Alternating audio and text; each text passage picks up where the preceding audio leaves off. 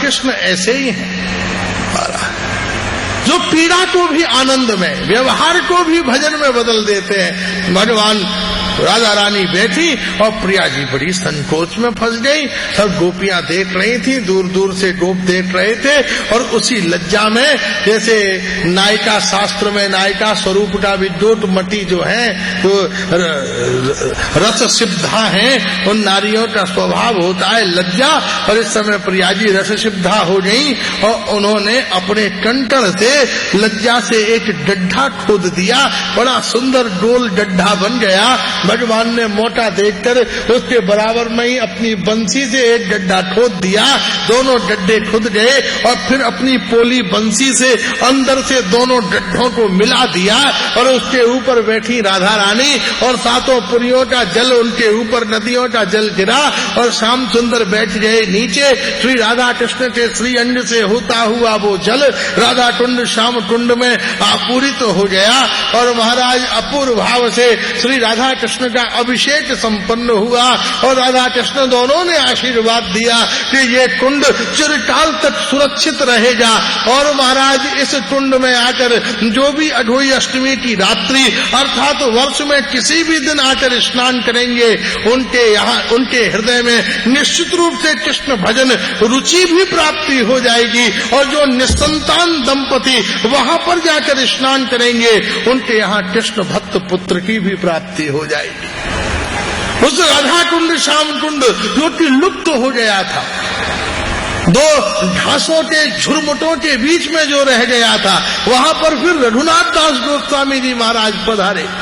जब श्रीमन महाप्रभु श्रीधाम वृंदावन पधारे, तब श्रीमन महाप्रभु ने आदेश दिया कि भैया ये दोनों कुंड जो है ये राधा कुंड और श्याम कुंड है।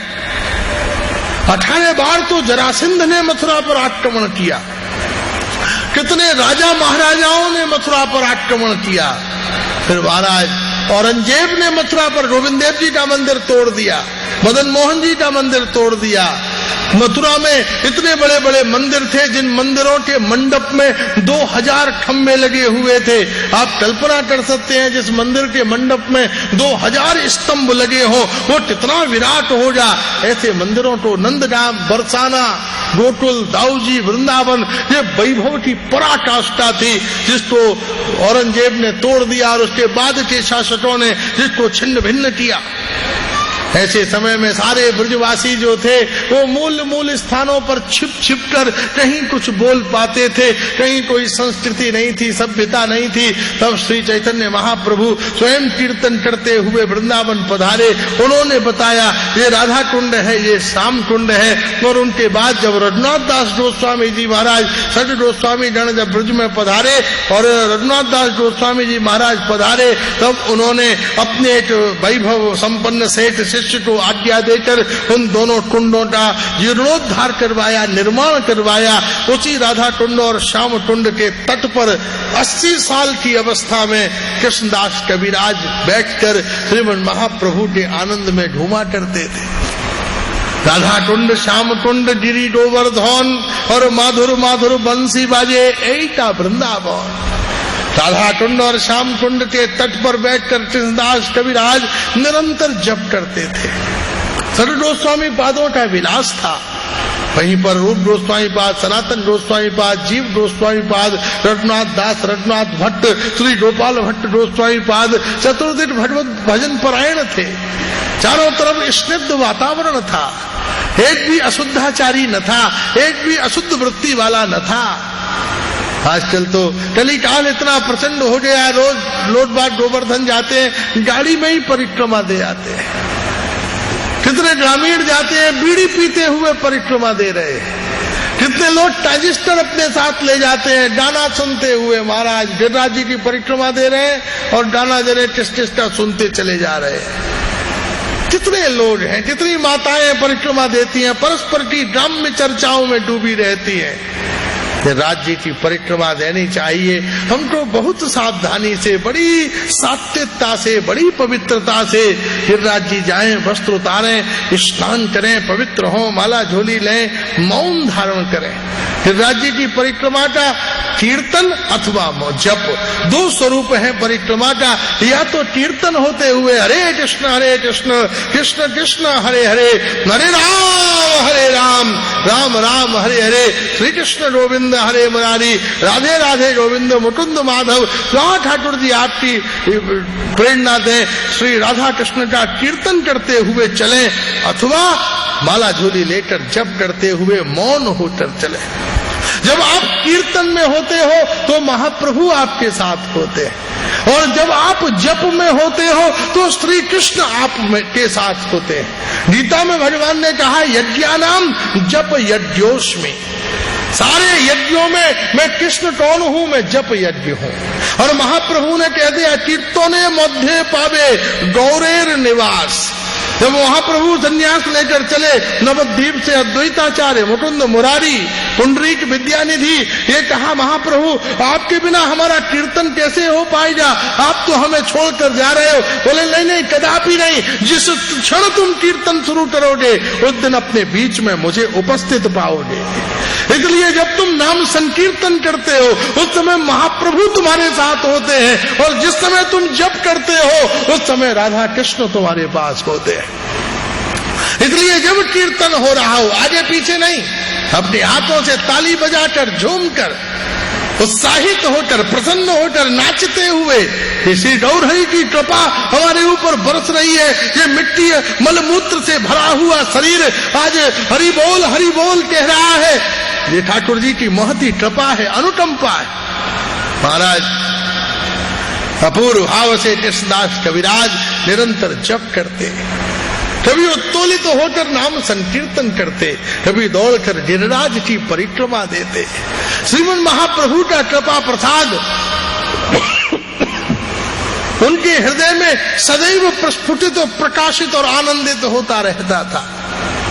अजस्र तरंगे उठती रहती थी हृदय में गौर गाथा को लेकर। विविध प्रकार के भाव से श्रीमन महाप्रभु के रस चरित्र के चिंतन के अत्यंत पीयूष वर्षिणी अपनी दिव्य वाणी को वो चरितार्थ कृतार्थ करते थे। अपूर्व भाव से कृष्णदास कविराज के हृदय में स्वयं महाप्रभु की कृपा का उदय हुआ, महाप्रभु की कृपा का मंडलोदय हुआ। और कृष्णदास कविराज महानुभाव को के मन में दो हाथ कांपते थे, वृद्धावस्था थी, हाथ कांपते थे, लिखना संभव नहीं था। आज भी 80 साल 90 साल के वृद्ध से दस्तक करिए, उनके सिग्नेचर ही नहीं मिलते हैं, सिग्नेचर चेंज हो जाते हैं। कृष्णदास कविराज महानुभाव भजन के भाव में स्वयं राधा कृष्ण प्रकट हुए और उनको आदेश दिया कि तुम गौर गाथा का प्रकाश करो। कृष्णदास कविराज विचार करते रहे, विमर्श करते रहे, मैं बूढ़ा मैं कैसे लिखूं? लेकिन भगवत आज्ञा संदेह में नहीं होती, भगवत आज्ञा संदोह में, चिंतन में होती है। आज्ञा का पालन करते समय ये विचार नहीं करना चाहिए होगा कि नहीं होगा, करना चाहिए, उसमें प्रवृत्त होना चाहिए। पराजय भी श्री कृष्ण के पुरस्कार का द्योतक बन जाती है। अच्छे काम में पराजित हो जाना भी भगवत कृपा का पूरक है। पतझड़ हो जाएगा, बारिश नहीं होगी तो किसान कभी खेती नहीं कर सकता। वो विश्वास करता है, पुरुषार्थ करना चाहिए। प्रार्थना की शोभा तब होती है पुरुषार्थ के बाद।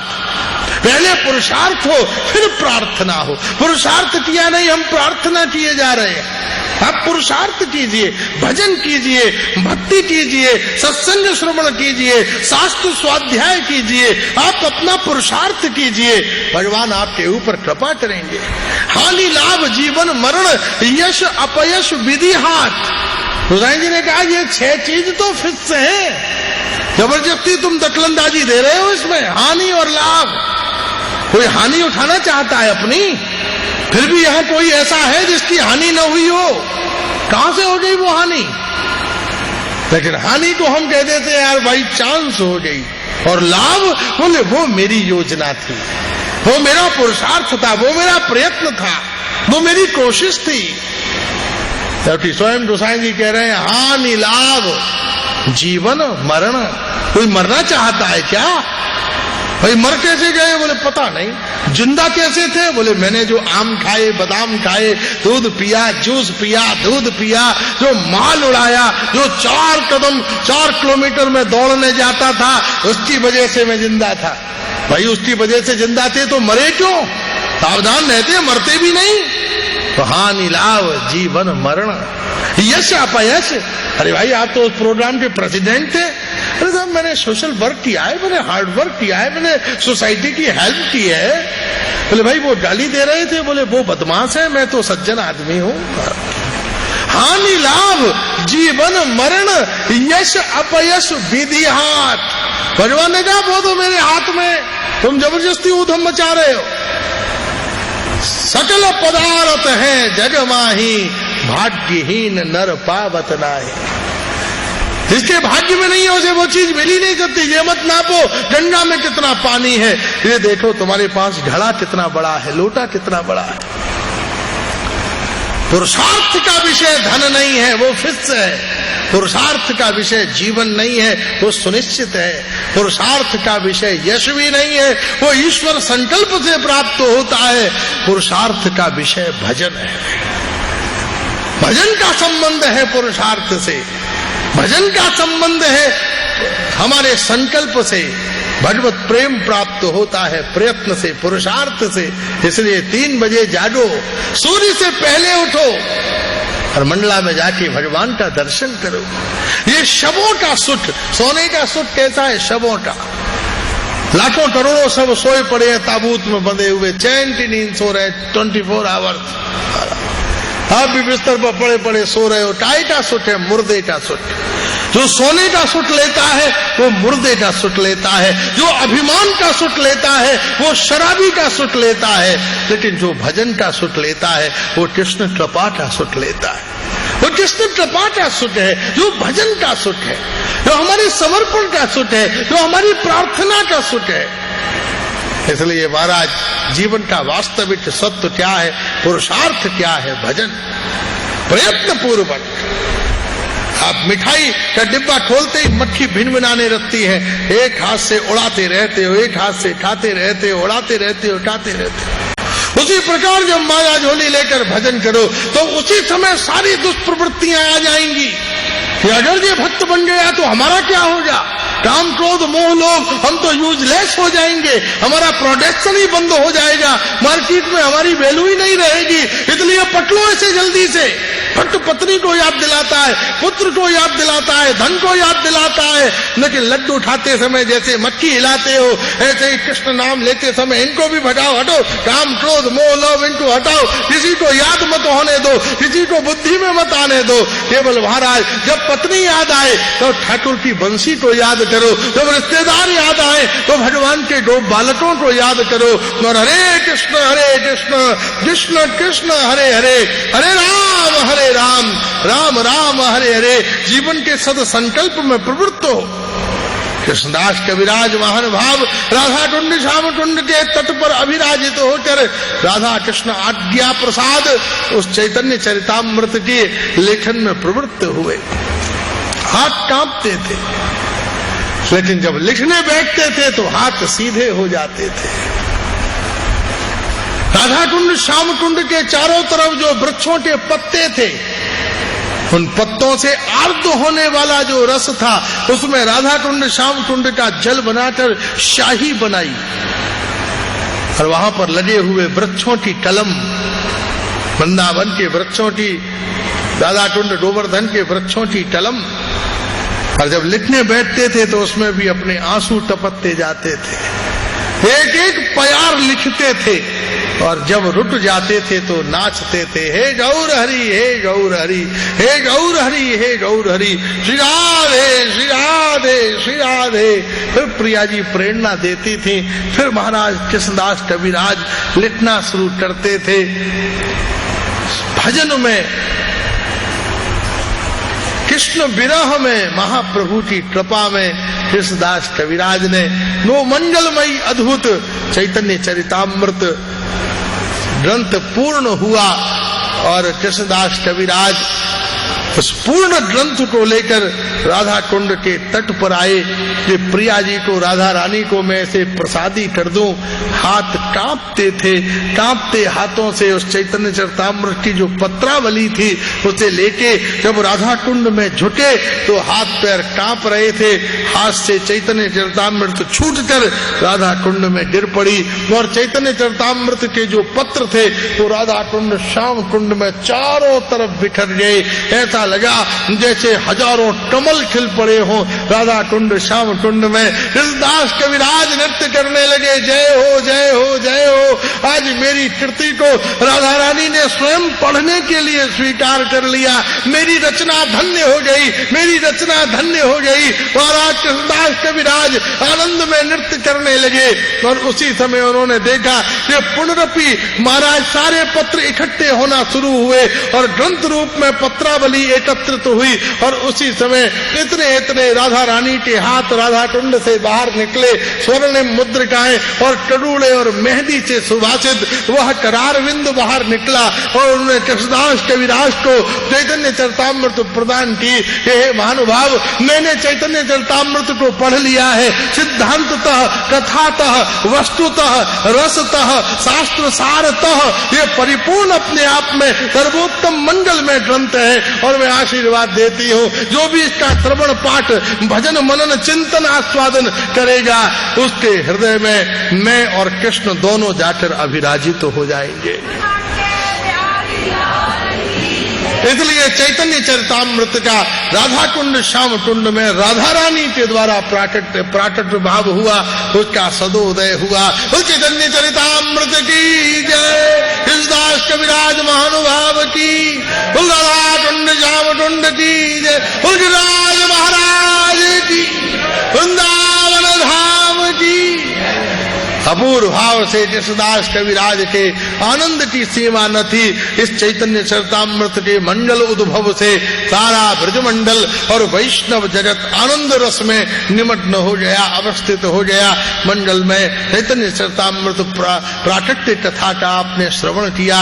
और जो महाप्रभु का अपूर्व आगे का रस चरित्र है कल उसका वर्णन करेंगे। और कल प्रातः ही 11 साढ़े 11 बजे के आसपास श्रीमन महाप्रभु का जन्मोत्सव मनाएंगे। जैसे भागवत में नंदोत्सव मनाते हैं ऐसे ही चैतन्य चरितामृत में गौर जन्मोत्सव मनाएंगे। आज ये गौर जन्मोत्सव के आनंद में आप लोग सभी उसका चिंतन करें, मनन करें, आस्वादन करें, उसका रस लें। आगे की जो सुमधुर मंडलमयी कथा होगी वह कल प्रातः निवेदन करेंगे।